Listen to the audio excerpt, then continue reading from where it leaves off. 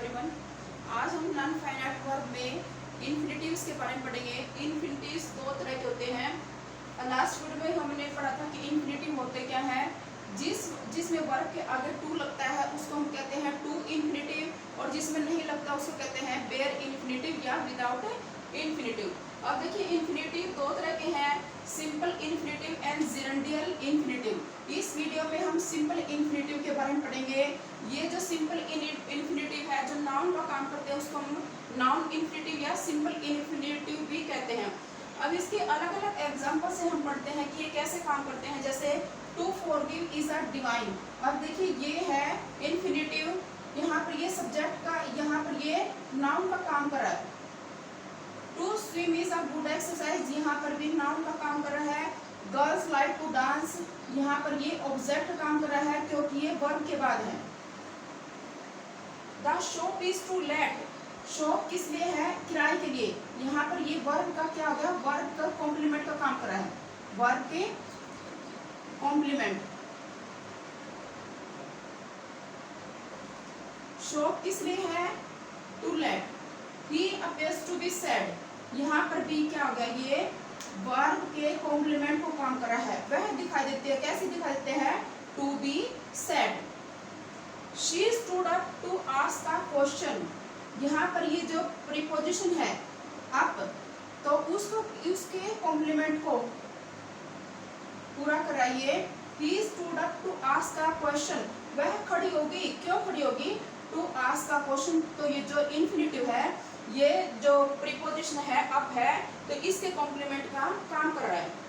It is my habit to bath daily, ये यहाँ पर इट है, ये नाउन है, तो इसका अपोजिशन है to bath, to bath daily.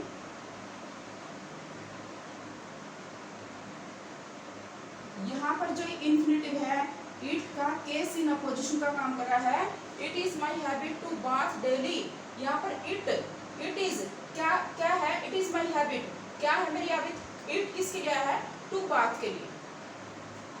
तो यहाँ पर केस हो गया, केस इन अपोजिशन, यानी एक वर्ब जो ये नाउन का काम कर रहा है, ये सेम आई, यानी इट और टू बाथ एक है, तो इस नाउन को हम बोलेंगे केस इन अपोजिशन, जो कि हमने नाउन की स्टडी में भी बताया था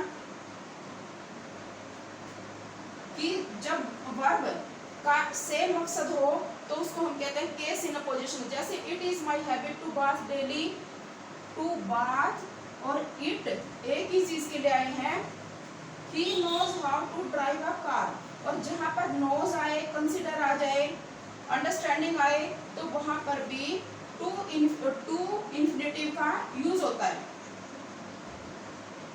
आफ्टर इट इज, अब देखिए जहां पर इट इज हो या इट वाज है, उसके बीच में एडजेक्टिव आ जाए और लास्ट में ऑफ, यू या हिम आ जाए, तो वहां पर भी टू इन्फिनिटिव का यूज होगा और ये नाउन का काम करेगा। जैसे it is nice of you to help her, यहाँ पर इट इज है, इट इज आ गया, उसके बाद एडजेक्टिव है ये आ गया नाइस, उसके बाद है ऑफ यू आ गया, तो ये आ गया टू हेल्प। यहाँ पर भी इसने नाउन का काम किया। It is nice of you to help her, यानी कहाँ पर यूज होगा, जहाँ पर इट इज आए, उसके बाद एडजेक्टिव आ जाए, या और उसके बाद ऑफ यू आए, तो यहाँ पर टू इन्फिनिटिव का यूज होता है। और जैसे after superlative degree and situation showing as adjective, जहाँ पर भी सुपरलेटिव डिग्री कौन से होते हैं, जहाँ पर किसी नाम को सबसे ज्यादा बेस्ट बताया गया है, होते सुपरलेटिव डिग्री। जैसे Anu is the only girl to win the shield, Anu क्या है, सभी गर्ल्स में तो अकेली है। देखिए सुपरलेटिव की ये पहचाना कि इसके आगे द आएगा, अकेली ऐसी लड़की है जो कि शील्ड जीत सकते हैं।